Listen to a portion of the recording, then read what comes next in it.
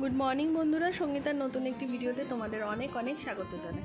অনেকে জানতে চেয়েছে দিকু ভোরবেলা উঠে কি করে, মানে ভোর 5টার সময় উঠে ও কি করে। তো তাদের উদ্দেশ্যেই আজকে এই ভিডিওটা।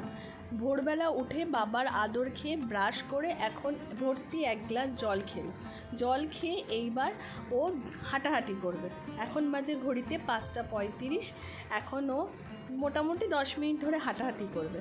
তো আজকে আমার টিফিনের ঝামেলাটা একটু কম বলে তাই একটু ভিডিওটা করতে পারছি। আজকে সিম্পল মানে ম্যাগি করে দেবো। তো যার জন্য তো অনেক বাচ্চাদের আমি দেখেছি 5:30টায় ঘুম থেকে উঠে বা 5:45টায় উঠে কি সুন্দর 6:30টার মধ্যে ঢুকে যায় স্কুলে। কিন্তু আমার দেখুন, তাকে যদি আমি 4টেতেও উঠাই ঠিক সঠিক টাইমে যেতে পারবে না। তো হঠাৎ করে জামা খুলতে গেল, লজ্জা পেয়ে আর খুললো না। যা, কোথায় যাবি? যা করতে যাবি, যা 10 মিনিট জল খেয়ে যে হাঁটাহাঁটি করলো, এটার একটাই মানে ও এখন পটিতে যাবে।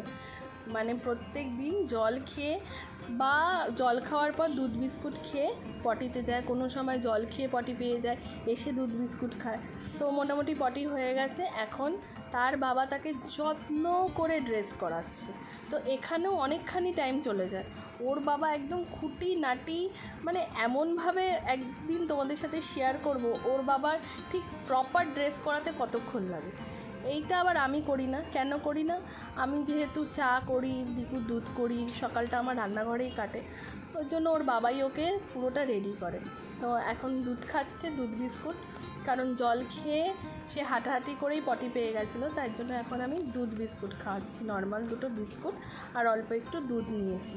তো এটা খেয়ে যাবে। ব্যাস, এখন মোটামুটি ঘড়িতে বাজে 6টা। তো এইটুকু করতেই তার 1 ঘন্টা টাইম লেগে গেল। এখনও তো বাকি আছে। কে বানিয়েছি রে?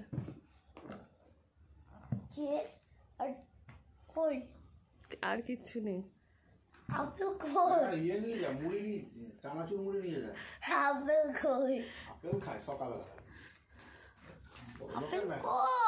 আপেল লাগবে না, তার বাবা বারণ করছে, এসে খাবি। সব ফল খা।